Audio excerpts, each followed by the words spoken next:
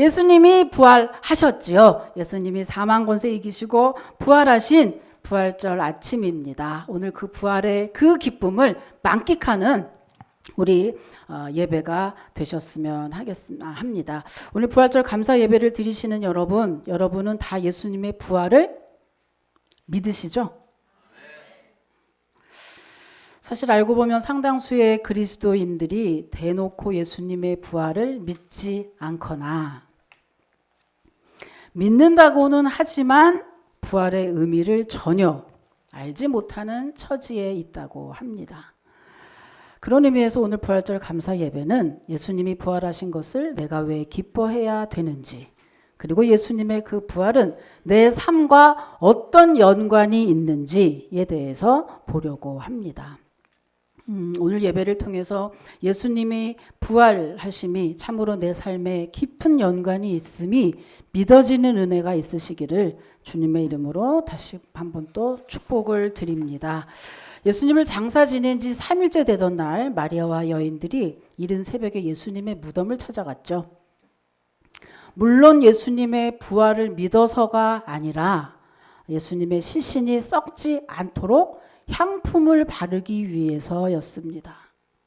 그런데 무덤에 이르자 이 여인들이 깜짝 놀랐어요. 왜냐하면 무덤 입구에 막아져 있는 그 큰 돌이 굴러져 있고, 그리고 딱 들어가 보니까 예수님의 시신이 온데간데 없는 거예요. 그리고 거기에 덩그러니 천사만 남아 있었습니다. 그리고 그 천사가 말하기를 그가 말씀하신 대로 그가 살아나셨다라고 얘기하면서 예수님이 지금 살아나셔서 갈릴리로 가셨으니 얼른 제자들에게 가서 너희도 갈릴리로 가라, 이렇게 가서 전하라고 말씀을 하는 거예요. 이에 깜짝 놀란 여인들이 이것을 이제 제자들에게 가서 전했죠.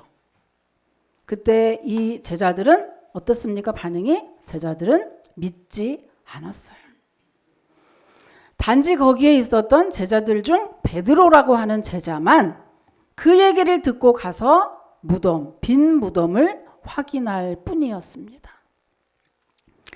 제자들은 도리어 예수님의 시신이 온데간데 없어졌다고 하는 이 소문을 듣자 여러분 도리어 기뻐해야 되는 거 아니에요? 여러분 도리어 환호를 일으켜야 될 텐데 제자들은 도리어 더 겁을 집어먹고 도리어 집 안으로 더 숨어 버렸습니다. 왜냐하면 예수님을 못 박았던 그 세력들이 예수님의 시신에 대해서 먼저 제자들을 불러서 문책할 것이기 때문이죠. 그래서 더 겁을 먹은 거예요. 그래서 제자들은 될 수 있으면 예루살렘에서부터 멀리 그리고 고향 땅으로 피신하고 있는 중이었습니다. 고린도전서에 보면은 예수님의 제자는 12제자를 포함해서 한 500여 명쯤 된다라고 기록이 되어 있습니다. 오늘 우리가 읽은 본문은 그 500여 명 중에 그 제자들 중에 두 제자가 대화하는 것으로부터 시작이 됩니다. 이 두 명의 제자들이 이제 예루살렘부터 얼만큼? 25리가 떨어졌대요. 25리가 되는 곳 엠마오라고 하는 그 마을로 내려가고 있었다고 써있죠. 그리고 이들은 17절에 보니까 슬픈 빛을 띄었다고 하는 거 보니 마음이 즐겁지 않아요. 굉장히 낙심하고 비통한 가운데 지금 고향으로 가고 있는 거죠. 그렇게 절망한 마음으로 가는 그들에게 부활하신 예수님이 나타나셨죠. 그리고 묻습니다. 너희들 왜 이렇게 얼굴이 슬프냐? 무슨 일이 있냐? 이렇게 물어보셨죠. 그때 글로버라고 하는 제자가 대답을 합니다. 당신 예루살렘에 이렇게 있으면서 요즘에 된 일을 모르죠?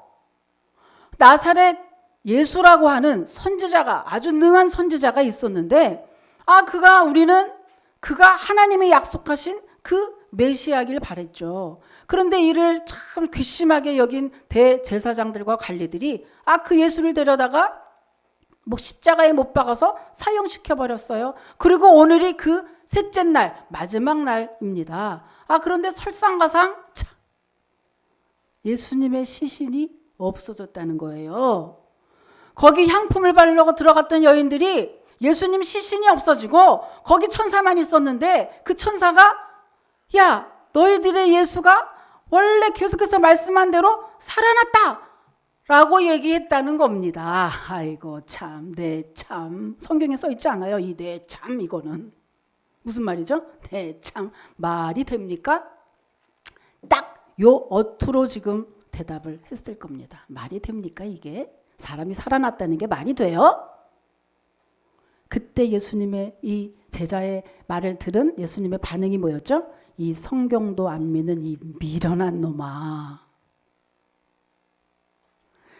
라고 책망하시면서 그 이후에 예수님이 제자들에게 성경을 풀어주자 그들이 눈이 열리면서 모든 것이 믿어지고 또한 실제로 놀라운 일들이 일어나게 됐다는 것이 오늘 우리가 읽은 본문의 내용입니다.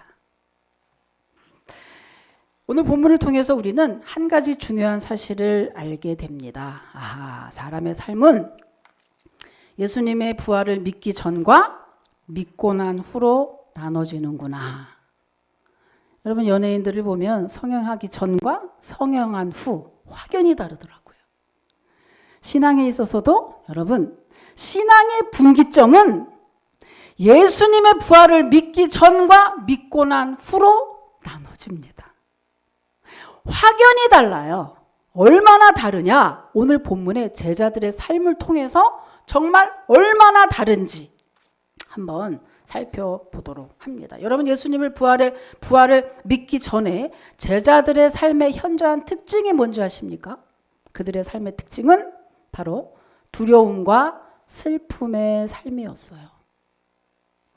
예수님의 제자가 되기 전에 이 제자들의 삶은 외롭고 또한 못 배우고 가난한 대부분이 어부 내지는 세리 그래서 그렇게 원활하지 않았어요.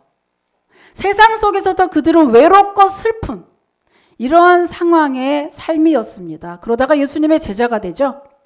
예수님의 제자가 된 후에 한 3년 정도는 좀 좋았던 것 같아요. 왜? 예수님 때문에 이제 앞으로 나에게 어떤 일이 벌어질까? 이제 예수님이 저렇게 능력을 베푸시니 저 옆에서 따라다니면 나도 분명히 잘 살게 될 거야. 형통하게 될 거야. 야, 예수를 믿고 나니까 이제 굉장히 좋아질걸? 라고 하는 예수님 때문에 잘 살게 될 거라고 하는 희망과 부풀음 때문에 한 3년은 제자들이 참 괜찮았어요. 그러나 이제 막바지에 예수님이 십자가에 죽을 것이라는 그 얘기를 듣고 그 소식을 듣고 난 이후에 제자들은 두려움에 사로잡히기 시작을 했습니다. 두려워하기 시작했죠. 그래서 예수님을 너무나 사랑해서 예수님이 죽겠다. 나는 이제 죽을 거다. 라는 얘기를 들었을 때 아유 내가 주님 사랑해서 절대로 내가 주님 못 죽게 할 거예요. 라고 했던 호언장담했던 베드로. 어떻게 했습니까? 예수님을 부인하고 도리어 이들은 그렇게 예수님이 십자가 지는 그 실제 십자가 현장에 아무도 선뜻 나서지 않고 아무도 있지 않은 그렇게 그들은 두려움에 떨었고 예수님이 막상 부활하셨다는 이 소식을 듣고도 그들은 기쁨의 환호를 부르기는커녕 도리어 더 두려워서 고향 땅으로 집 안으로 숨어 들어가는 그런 상황이었죠. 예수님의 부활을 믿기 전의 상황이었습니다. 여러분 이 제자들의 삶을 보면 우리의 삶과 너무나 닮지 않았나요? 이들이 예수님을 모릅니까? 예수님의 기적을 못 봤습니까? 예수님과 함께한 능력을 못 봤습니까? 예수님의 왕이라고 생각하니 같이 호산나 호산나 하면서 왕으로 드리기를 기뻐할 정도로 예수님에 대해서 예수님의 능력에 대해서 예수님의 권세에 대해서 성경에 대해서 모르는 게 없는 상황인데도 이들은 예수님을 모르는 바리새인들과 똑같은 생활을 지금 하고 있잖아요. 두려움의 삶, 슬픔의 삶을 살고 있다는 거예요. 그리고 막상 기뻐해야 되는 부활절에도 절대 부활하신 것을 보고도 이들은 전혀. 여러분, 우리는 예수님을 믿습니다. 예수님 믿어서 예배 옵니다. 교회 옵니다. 다 하죠. 그런데 세상 사람과 내가 다른 게 뭐가 있지? 믿지 않는 사람과 내가 다른 게 뭐가 있을까? 한번 짚고 넘어가야겠어요. 뭐가 있을까? 주일날 교회에 오는 게 다른 걸까? 예수님의 부활을 믿기 전 이 제자들의 모습 보면 우리의 모습과 별반 다를 게 없다라고 하는. 그럼 여러분, 이 제자들은 도대체 뭐가 두려워서, 도대체 왜, 뭐 때문에 이렇게 하고 있는 걸까요? 맞죠? 지금 예수님이 부활하셨어요. 시신이 온데간데 없대. 그런데도 이들은 계속 두려워하고 떨고 있어요. 그러니까 뭐가 그렇게 두려워서 떨고 있을까? 사실 알고 보면 겉의 이유는 그거죠. 예수님을 십자가에 못 박았던 그 로마 군병들, 그리고 예수님을 적대시했던 그 종교 지도자들, 그러니까 기득권 세력들, 그 세력들이 자기를 잡을까봐 두려운 거예요. 근데 사실 그 내면에 깊이 내려가 보면 사람이 두려운 게 아니라 그 사람들이 자기를 죽일까봐 두려운 거잖아요. 뭐죠? 예수님 제자들은 사람이 두려운 게 아니라 죽음이 두려웠던 겁니다. 여러분, 사람의 최대의 공포는 바로 죽음이라고 하죠. 그래서 죽음이라고 하는 이것 때문에 여러분, 그런데 사람이 죽음을 두려워하게 되면요, 목숨에 구걸하게 되죠. 목숨에 구걸하게 되면 그것을 지키려다 보니 불법도 타협도 하게 되는 겁니다. 여러분, 가룟 유다가 예수님을 은 30에 팔았어요. 근데 이 은 30이라는 그 돈은요, 그 당시에 노예 한 명을 살 수 있는 돈이라고 해요. 그렇게 보면은 많을 수도 있고, 많을 수도 있고, 적을 수도 있는 그런 돈입니다만은 너무 어이없지 않습니까? 유다가 예수님을 팔았던 그 이유가 어떤 대의 명분 때문이 아니라, 정치적이거나 종교적으로는 어떤 대의 명분 때문이 아니라 그저 물질의 눈이 어두워서 그저 돈 때문에 잘 살아보려고 가룟 유다는 예수님을 팔았어요. 이게 죽음을 두려워하는 사람의 모습입니다. 죽음을 두려워하는 것은 반대적으로 보면 이 땅에 굉장히 사는 것에 집착한다는 얘기거든요. 죽으면 절대 안 되니까. 그러다 보니 여러분, 얼마 전에 뉴스에 보니까 아들 둘을 살해한 엄마가 구속이 됐더라고요. 그런데 그 살해 이유가 남편의 도박빚으로 그 집이 압류가 되면서 이제 길에 나앉게 됐대요. 길에 나앉게 되니까 너무 무서워서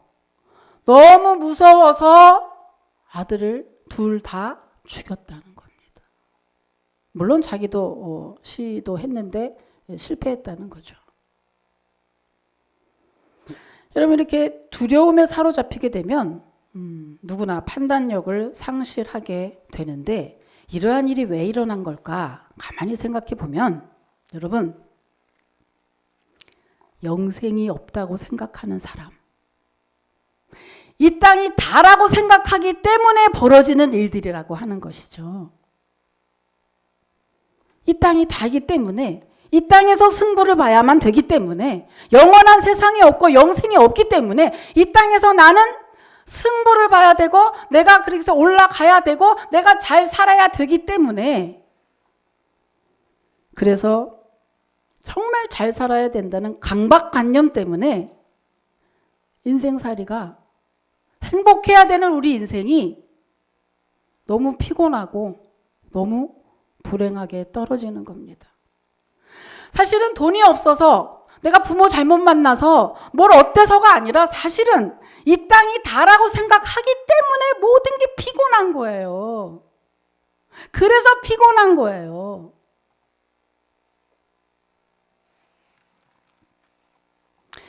예수님의 부활을 믿기 전에 제자의 삶, 지금 우리의 삶과 별반 다를 게 없었다는 거예요. 왜? 부활을 안 믿으니까 그들도 이 땅이, 이 세상이 끝이야.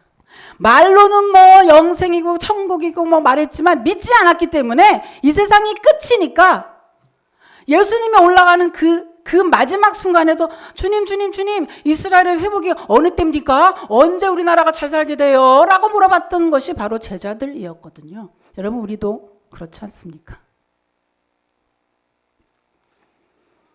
그래서 잘못하면 신앙생활하는 것이 세상 생활하는데 피곤한데 하나 더 얹혀서 더 일이 되는 경우가 생기는 거예요. 아무 의미가 없어. 근데 여러분 이렇게 두려움에 사로잡히다 보면 판단력을 상실하면서 이들이 어떻게 됐느냐? 주님이 그렇게 말씀하신 것을 이들이 사실은 망각한 겁니다. 예수님이 갑자기 한 게 아니에요. 자, 요한복음 14장 3절 한번 읽어보겠습니다. 요한복음 14장 3절. 읽어볼게요. 여러분이. 시작.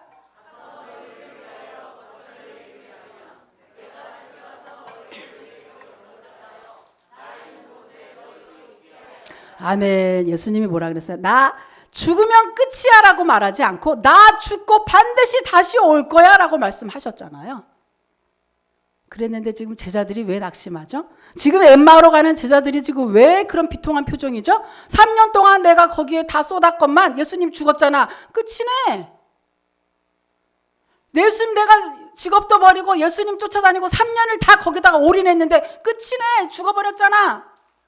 이렇기 때문에 낙심하는데 이들 잘못 생각하는 거죠. 한 가지 잊은 게 있죠. 뭐죠? 예수님은 분명히 내가 죽는 게 끝이 아니고 다시 올 거야 라고 말씀하셨다는 거예요. 그런데 제자들은 너무 두려운 나머지 주님의 말씀을 기억해내지 못하는 거예요. 너무 두려운 나머지 예수님의 말씀을 믿지 못하는 거예요. 너무 여러분 세상에 너무 두려운 나머지 여러분들 매일매일 성경 보지 않으면 매일매일 예배하고 기도하지 않으면 안 믿는 사람처럼 똑같이 세상 사람처럼 살 수밖에 없게 되는 것입니다. 근데 여러분 엠마오로 내려가는 제자들에게 부활하신 예수님이 나타나셨죠? 그야말로 대반전 역전인데 여러분 오늘 본문을 잘 읽어보면 문제 하나를 발견하게 돼요. 그게 바로 뭐냐면 뭘까요? 뭐냐? 여러분 예수님이 제자들이 믿기 전에 예수님은 이미 부활하셨다는 사실이에요. 아니 그게 다시 제자들이 믿으니까 예수님이 부활하신 게 아니고 제자들이 믿기 전에 이미 예수님은 부활하셨고 그것을 믿는 자는 똑같이 부활을 누릴 뿐이라고 하는 사실입니다. 여러분 믿으시길 축복합니다. 이게 무슨 말일까? 굉장히 중요한 말이에요. 왜냐? 여러분 내가 믿는 것과 사실이 다를 수 있다는 얘기입니다.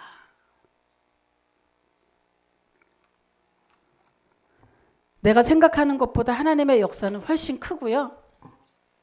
내가 안 믿는다고 해서 사실이 아닌 것은 아니더라.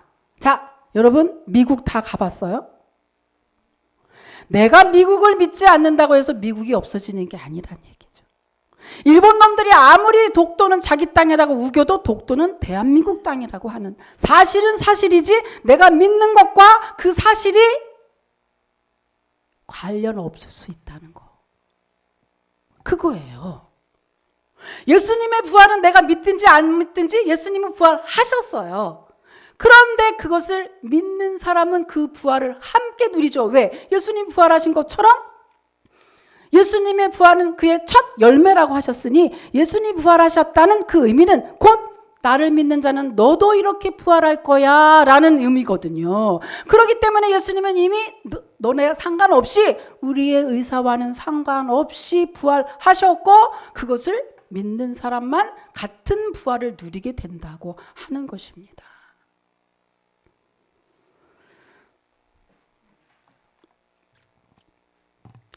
예수님의 부활을 믿지 못하던 이 제자들은요, 두려움에 떨고 낙심하다가 자기가 지금 대화하고 있는 그분이 누군지도 모르는 거예요. 지금 대화했는 분이 누구죠? 예수님이잖아요. 이미 부활하신 예수님이잖아요. 그런데 부활하신 예수님을 절대 못 알아보고 있다고 하는 것입니다. 한마디로 부활을 모르는 사람, 부활을 믿지 않는 사람들의 삶은 닫힌 삶이라고 말할 수 있어요.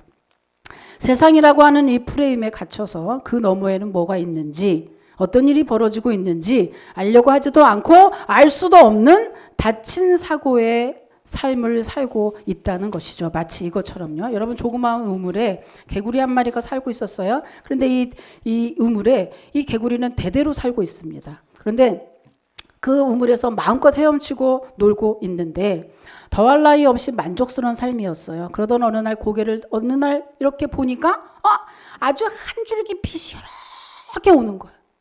그날따라 개구리가 굉장히 궁금한 거예요. 저 위에는 뭐가 있을까?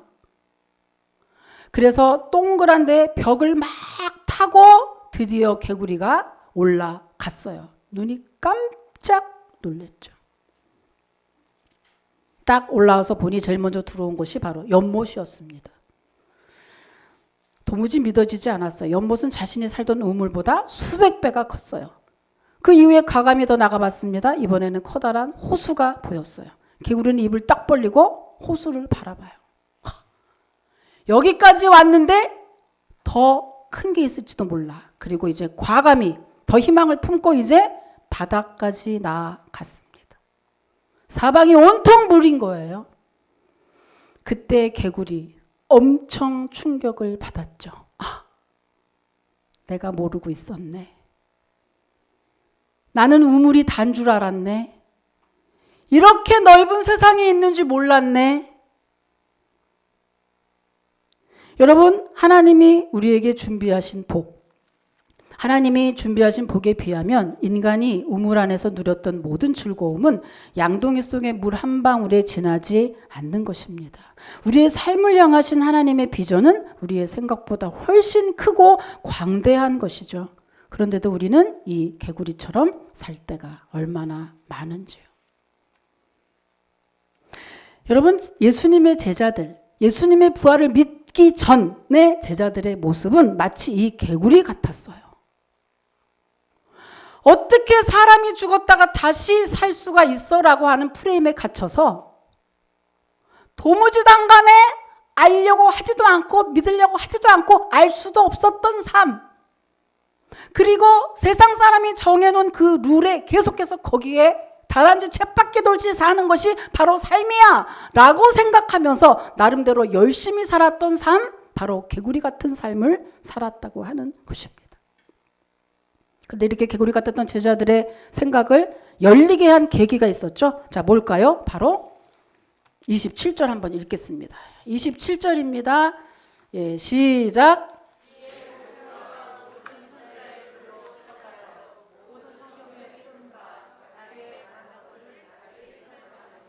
네, 자세히 설명하시니라 이러면서 성경을 들으니까 닫혔던 생각의 문이 열렸습니다. 자, 그리고 또 다른 변화가 일어났어요. 32절입니다. 또 읽겠어요. 시작.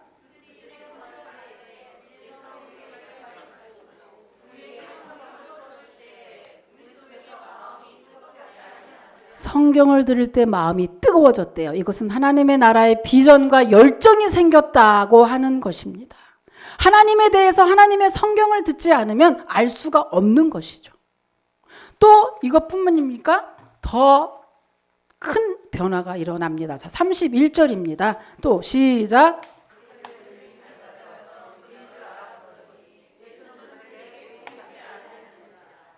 눈이 밝아졌다. 뭐를 했죠? 성경을 들었을 뿐인데 눈이 밝아졌다. 여러분, 우리가 예수님으로 못 알아보는 이유는 영의 눈이 닫혀서인데요. 영의 눈이 열리면 첫째는 성경이 믿어지고요. 두 번째는 우리 인생의 구세주는 곧 예수 그리스도구나 라는 것을 알게 된다는 것이죠. 이렇게 성경을 풀어줄 때 이들이 영안이 열렸다. 그래서 예수의 부활을 믿게 된 거죠, 이제 믿게 된 거죠. 이제 예전의 삶이 아닌 거죠. 자, 이렇게 믿게 되니 이들의 삶이 어떻게 변화가 됐습니까? 두 가지의 변화가 있었습니다. 첫 번째는요, 그들의 삶에 이제는 죽음에 대한 두려움에서 벗어나게 됐습니다. 이렇게 얘기하면 아유 목사님 나는 믿음이 있어도 죽는 거 무서운데요. 아유 죽는 건 무서운 거 나한테 얘기하지 말아요. 나만큼 무서워하는 사람 없어요. 이 얘기는 죽음 자체를 안 무섭다는 얘기가 아니에요. 죽음의 그 두려움 때문에 빚어지는 일들. 여러분 죽어야 될 때는 죽을 줄 알아야 되는 거예요. 죽어야 될 때 죽을 줄 알아야 돼요. 근데 이게 무슨 말이냐? 히브리서에 보면은 히브리서 11장에 보면은 모세가 나오는데요. 모세가 여러분 모세를 존경하는 이유가 뭐냐? 모세는 이집트 최고의 왕의 자리를 버리고 하나님의 상 때문에 하나님의 약속 때문에 하나님 때문에 모든 부귀와 명예를 포기한 사람이에요. 그러면 뭐 예수님 기독교 예수님 믿으면은 가난하게 살고 이런 것도 다 버려야 된다는 얘기냐? 아니 그 얘기하는 게 아니라 버려야 될 때 버릴 줄 아는 사람을 이야기하는 겁니다. 예를 들면 요즘에 청문회 하죠. 청문회. 저는 청문회 볼 때마다 답답한 게 하나 있어요. 여야를 막론하고 여러분 털어서 먼지 안 나는 사람은 없어요. 괜히 그러는 거 말고 진짜 결정적으로 자기가 한 죄는 자기가 알잖아요. 이건 정말 불법적이야 라는 거 자기가 알지 않을까요? 그러면 아무리 큰 자리를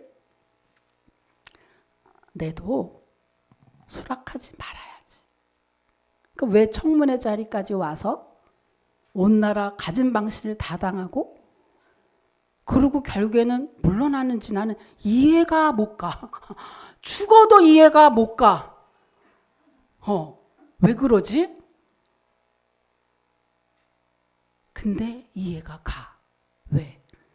부활을 모르는 사람의 삶. 이들은 권력이라는 욕망에 빠지면 버려야 될 때 버릴 줄 모르거든요.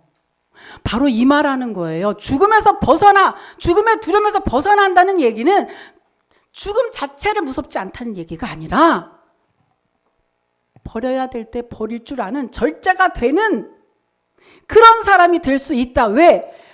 이 땅이 다가 아니거든. 이 땅에서만 승부 보는 게 아니거든. 우리는 이 땅에서 실패했으면 저 땅에서도 성공할 수 있고 우리 이 땅에서도 못 살았으면 저 땅에서도 잘 살 수 있기 때문에 우리는 소망을 가지다 보니까 어때요? 여유가 생겨 우리들은. 기독교인들은 부활을 믿는 사람은 여유가 있어. 여유가 있다 보니까 없어도 나눠줘. 없어도 베풀어. 열받아도 이해해. 그래도 사랑할 수 있는 예수님을 닮은 사랑 그런 삶을 살려고 무지 애를 쓰는 이유는 여유가 있기 때문에 이 땅이 다가 아니기 때문에. 근데 사람들은 너무나 분주한 이유는 뭐죠? 이 땅이 다야. 이 땅에서 재미 다 봐야 돼. 이 땅에서 승부 다 봐야 돼. 이 땅에서 다 해야 되니까 후려 뒤에서 막 뒤통수 까고 불법하고 이렇게 되는 거 아니겠습니까 여러분? 이 땅이 다가 아니에요. 예수님이 부활하신 것처럼 우리 모두는 부활하고 예수 그리스도를 영접하시면 영원히 영생하면서 무궁무진 영원 무궁토록 살게 되는 거 여러분 믿으시길 축복합니다. 그러니까 예수님 영접하시라고요. 그게 답이라니까. 두 번째는요. 강하고 담대한 삶을 살게 됩니다. 자, 제자들. 이렇게 망종 찍고 십자가에도 오지도 않고 이날이를 쳤던 제자들이 어떻게 변했는지 한번 볼까요? 자, 사도행전 4장 19절에서 20절입니다. 4장 19절에서 20절 한번 읽어볼게요. 시작.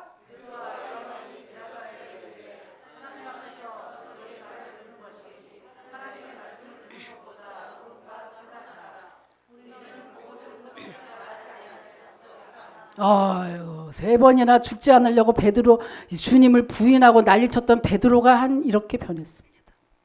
왜? 예전에는 왜 도망가고 난리쳤죠? 죽는 게 무서워서.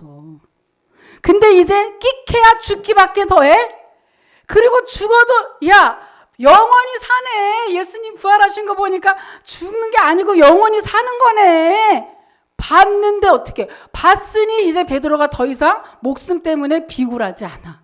목숨 때문에 할 말을 못하지 않아. 내가 할 말은 내가 죽어도 하겠다라는 사람으로 변화될 수밖에요. 담대해질 수밖에요. 예수님의 부활은 이런 놀라운 의미가 있고 그 예수님의 부활을 믿는 자는 이렇게 강하고 담대한 삶을 살게 된다는 것입니다. 그래서 여러분 부활을 믿는 자는요 세상에 비굴하지 않아요.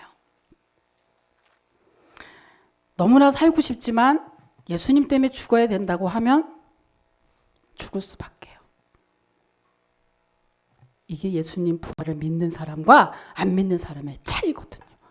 그래서 예수님의 부활을 믿기 때문에 이 땅이 다가 아니기 때문에 남의 뒤통수 치지 않아요. 남을 막 목 조르지 않아요. 불법하지 않아요. 남을 막 죽이지 않아요. 왜? 저 땅에 갈 거니까. 그래서 예수님의 부활을 믿는 자는 강하고 담대한 삶뿐만 아니라 선한 삶을 살아요. 착한 삶을 살아요. 나눠주는 삶을 살게 돼 있어요. 이 땅이 다가 아닌데 내가 뭐하러 그렇게 아둥바둥해. 여러분, 우리는 언젠가 죽습니다. 근데 영원히 살고 싶으시면, 그죠? 오늘 주님이 우리에게 선물 주시잖아요. 예수 그리스도를 영접해서 영원한 삶, 부활의 삶, 이 땅에서도 여유 있는 삶, 이 땅에서도 정말 베푸는 삶, 그리고 저 땅에서도 칭찬받는 삶, 이러한 삶 누리시기를 주님의 이름으로 축복합니다. 자, 요한복음 1장 11장 25절 26절 읽고 마칠게요. 자, 읽어볼게요. 하나님 우리에게 주신 약속입니다. 시작.